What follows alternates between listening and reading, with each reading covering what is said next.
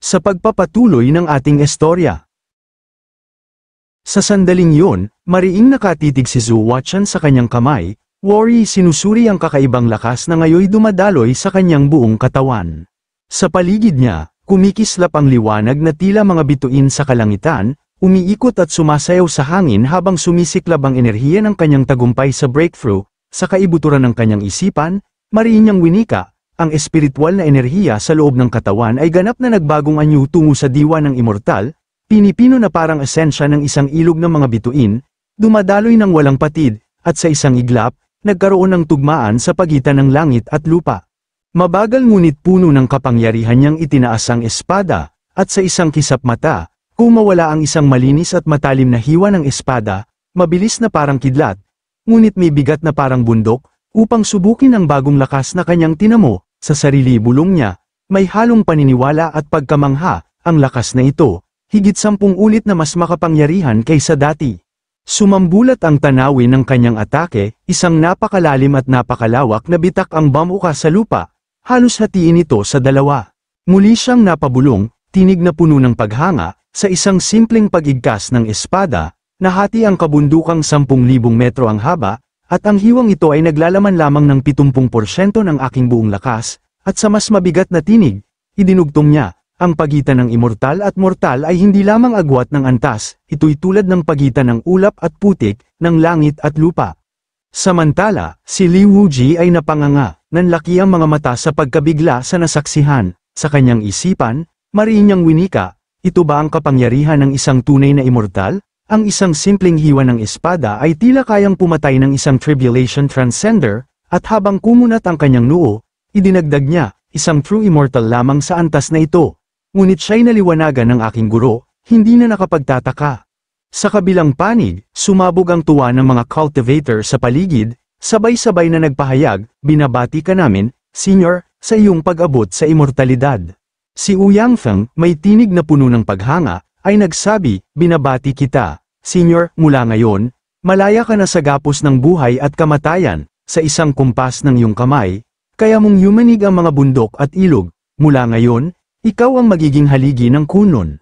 Si Hong Chenny naman ay nanlaki ang mga mata, halos hindi makapaniwala, sa kanyang isipan, may halong pagtataka at pagkamangha, naging immortal talaga siya, maaaring ang tila walang saysay niyang istilong damo, ay nagtataglay pala ng malalim na katotohanang hindi ko nakita. Sa harapan, nakatayo si Ye Junling, tuwid at matatag, nakatalikod sa lahat, mula sa likuran, may isang cultivator na mariing nagsabi, sandali, naging immortal si Senior Zhu dahil naliwanagan siya ni Senior Ye, tama ba? Isa pa ang agad na sumabat, puno ng pagtataka, noong nakaraan, isang espada ang nagningning sa buong 14 na estado ng Gong Province, ngayon, sa isang salita lamang, naging immortal siya, ano nga ba talaga ang kanyang pinagmulan? Agad namang nagwika si Ouyang Feng, habang hinahaplos ang kanyang balbas at may ekspresyong puno ng palaisipan, tunay ngang si Senior Ye ay patuloy na lumalampas sa ating imahinasyon, maaari kayang isa siyang matandang immortal na nagtatago.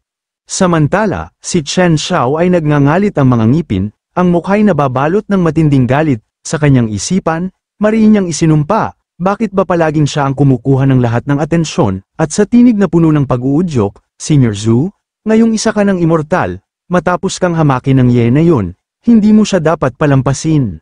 Sa sandaling yun, bahagyang yumuko si Zhu Huaqian sa harap ni Ye Junling, tinig na puno ng paggalang, maraming salamat sa iyong paggabay, Senior, nakamit ko ang kaliwanagan at naging immortal dahil sa iyong patnubay. Nang marinig ito, hindi sumagot si Ye Junlin, sa halip, bahagya siyang napangiwi, halatang nabigla rin sa mga pangyayari, butil-butil ang pawis sa kanyang noo habang mariing nag-iisip, grabe, ganun ba talaga kahanga-hanga, totoo bang naging mga immortal sila, o baka naman, isang hiwa lang ng espada mo sa akin at maging immortal din ako agad.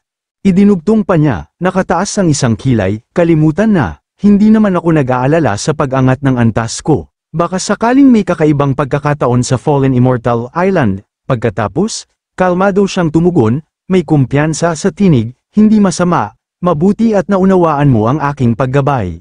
Masayang sumagot si Zhu Huaqian, magalang na magkadampi ang mga kamay sa harap, hindi na nakapagtataka. Lahat ng ito ay dahil sa walang sawang pagsisikap ni Senior Ye, idinagdag pa niya, puno ng kagalakan, Hindi ko kailanman mababayaran ang dakilang kabutihan mo, Senior. Mula ngayon, anuman ang ipag-utos mo, susundan kita dala ang aking espada, tatawid ako sa apoy at tubig para sayo, handa akong mamatay kung kinakailangan. Itinakda na ng kapalaran ang lahat, wala nang kailangang ikabahala, kalmadong wika ni Ye Junlin, may kumpiyansa sa tinig. Samantala, ang mga mukha ni na Chen Xiao at Elder Liu ay tila binuhusan ng kumukulong tubig sa tindi ng galit. Mariing sambit ni Chen Xiao, "Nakuyam ang mga kamao, bakit, alang-alang sa kultibasyon, handa silang isuko ang dangal nila, hinamak na sila ng ganun, at ni hindi man lang sila gagantay." Sa kabilang banda, mariing bulong ni Elder Liu sa sarili, dumidilim ang mukha sa inis, ngayon na may tunay na immortal ang Jade Pivot Sword Sect, tiyak na mahihirapan ang mga susunod naming hakbang laban sa Feather Immortal Sect. Idinagdag pa niya, "May kaba sa tinig, dapat magtagumpay ang misyong ito sa Meteor Immortal Island, kung hindi, baka tuluyan tayong mawala ng kapangyarihan sa silangang rehiyon."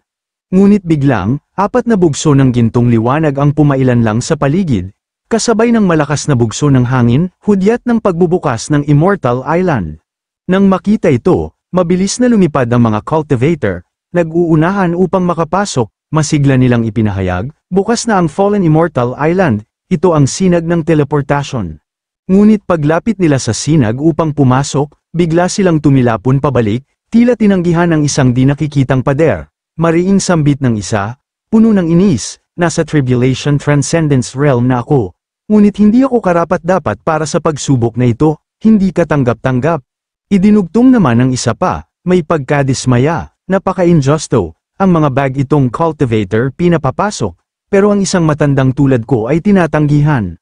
Ang iba pa ay tila mga batang nagmamakaawa, kumakatok sa sinag ng teleportasyon, "Nagsusumamo, o dakilang immortal, nakikiusap ako, papasukin mo ako." Sa kabilang panig, hinihimas ni Li Wuji ang kanyang baba, mariing nagtanong, puno ng pagtataka, "Kakaiba, ano kaya ang batayan ng ganitong uri ng paghuhusga?"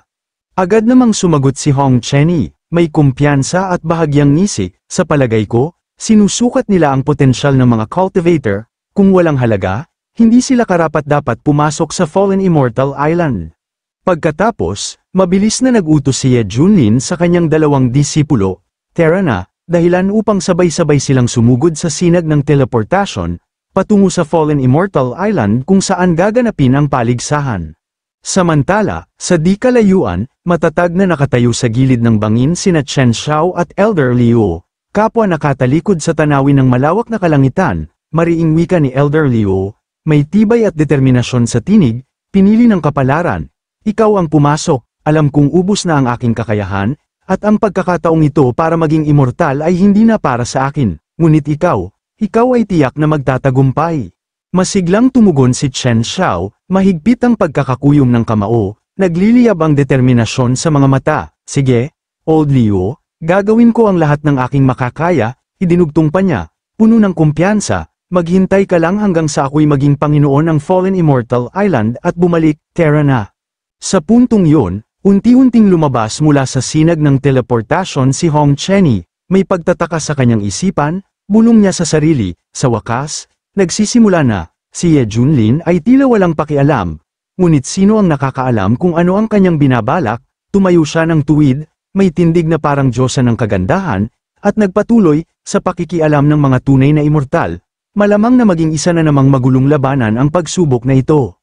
At dito, mariing ipinahayag ng tinig ng tagapagsalaysay, noon, inakala ni Hong Chenny na isa lamang itong paligsahan para sa pagkakataong maging immortal, ngunit hindi niya inasahan na haharap siya sa isang pagsubok na walang kapantay.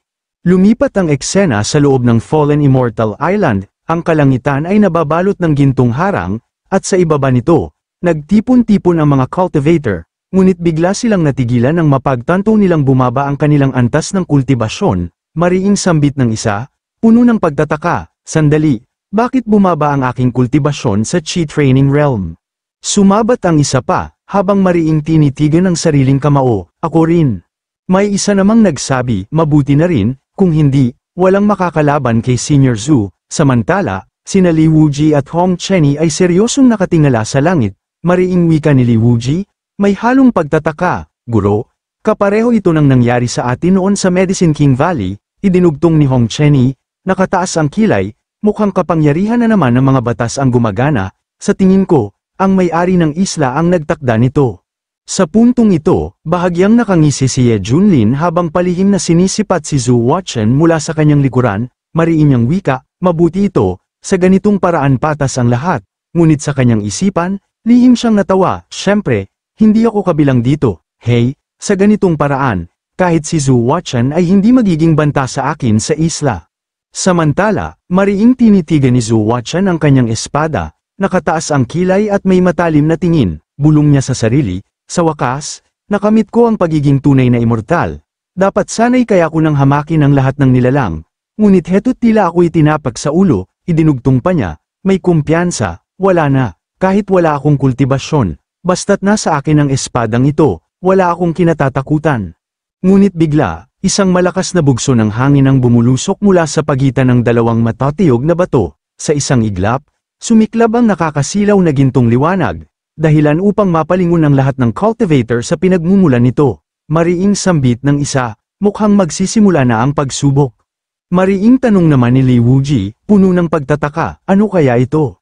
Sa malawak na kapatagan, sumisiklab ang mga sinag ng liwanag na tila bumabalangkas ng isang mahiwagang larangan. Sa ibabaw nito, kumikislap ang samut-saring orb at kagamitang nagliliyab sa apoy ng kapangyarihan, bawat isa'y kumakatawan sa isang elemento, at bawat ningning ay tila isang hamon sa sinumang magtatangkang lumapit.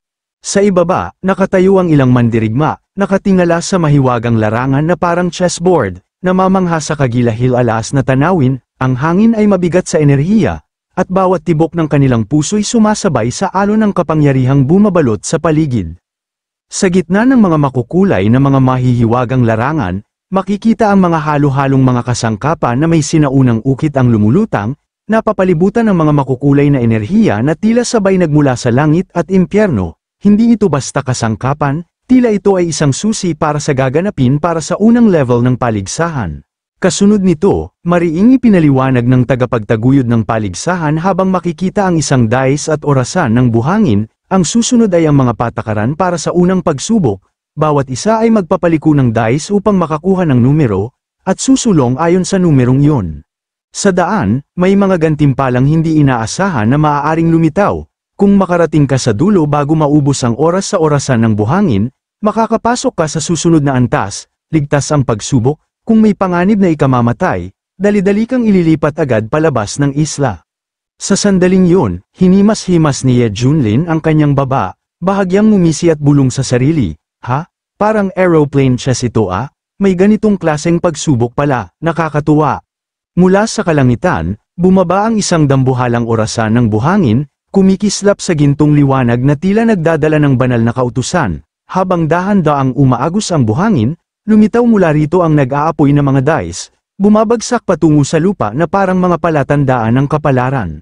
Sa ibaba, nakamasid ang mga cultivator, hindi makapaniwala sa kanilang nasasaksihan. Alam nilang bawat galaw ng dice ay magtatakda ng landas ng kanilang pakikilahok sa paligsahan, at sa sandaling huminto ang mga ito, magsisimula ang laro ng kapalaran na walang sino man ang makakatakas.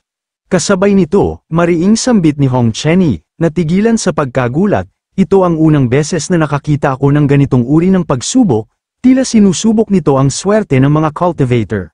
Patuloy niyang bulong sa sarili habang kapwa sila ni Li Wuji ay may mahinahong ekspresyon, mauubos na ang oras, magsimula na tayo, idinugtong pa niya, puno ng kumpiyansa. Kung swerte ang labanan, tiyak na hindi ako matatalo.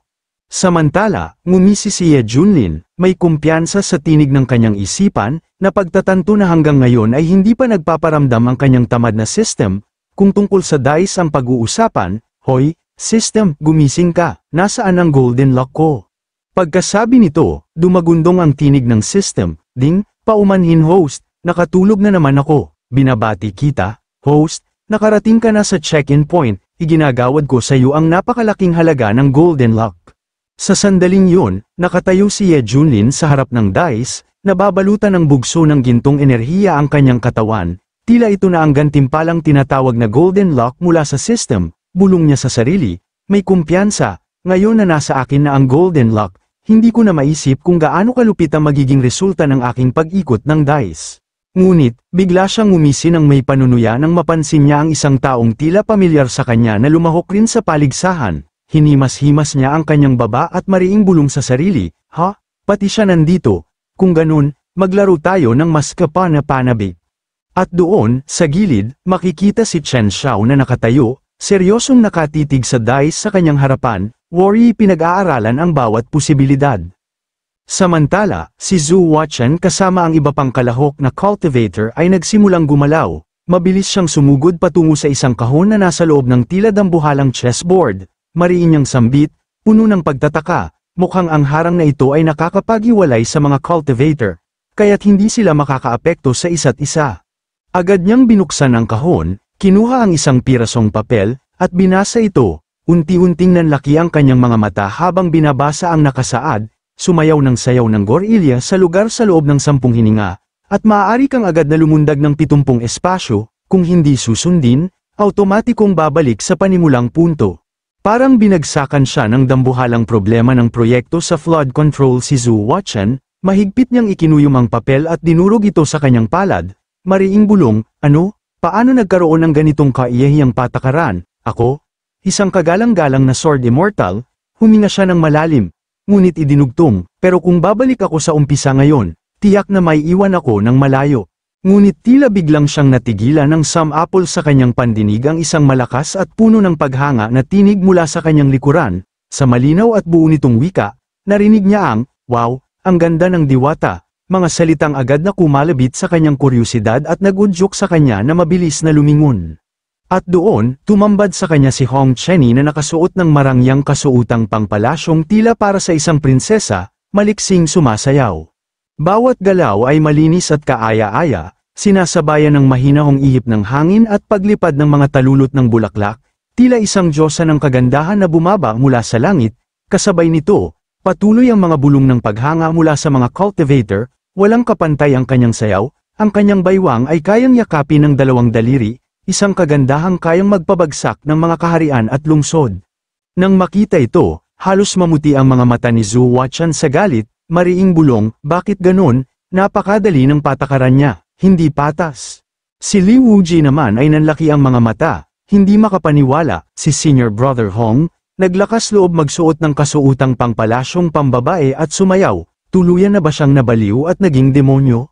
Ngunit, kabaligtaran sa iniisip ng lahat, ang mukha ni Hong Chenny ay puno ng galit, halos pumutok ang mga ugat sa kanyang sentido, sa pilitang tinutupad ang nakasaad sa kanyang task, magsuot ng kasuotang pangpalasyong pambabae at sumayaw ng 10 hininga, kapag natapos, uusad ng 80 espasyo, kung hindi, ikakadena sa lugar ng 2 oras.